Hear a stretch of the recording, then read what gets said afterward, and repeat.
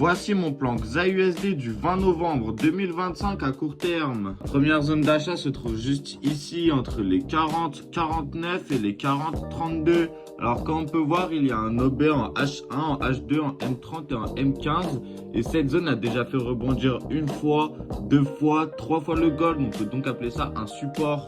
La deuxième zone d'achat se trouve un peu plus bas entre les 40,24 et les 40,02. Alors comme on peut voir, il y a un OB en H4, en H2, en M30 et en M15. Pour finir, ma dernière zone d'achat se trouve toujours plus bas entre les 39,87 et les 39,76. Alors comme on peut voir, il y a un OB en H3, en H2, en H1, en M45, en M30, en M15, en M10, plus de la IFVG en M45 et en H1.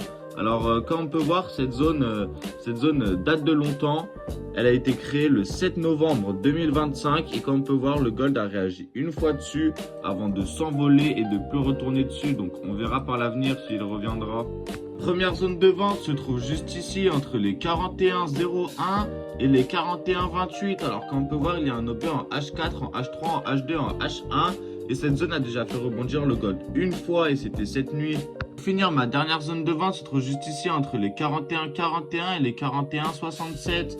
Alors cette zone est vraiment très intéressante car comme on peut voir, elle date de très longtemps. C'était une grosse résistance qui a fait réagir le gold une fois, deux fois, trois fois, quatre fois, cinq fois, six fois. Donc 6 fois en tout en tant que résistance. Alors il y a un OB en H4, en H3, en H1, en M45, en M15. Plus de la FVG en H3, en H2, en H4 et en H1. Alors comme on peut voir, elle date vraiment de longtemps et puis je pense que dans un avenir proche, elle pourra resservir encore une fois de résistance. N'oubliez pas de vous abonner pour plus de conseils trading.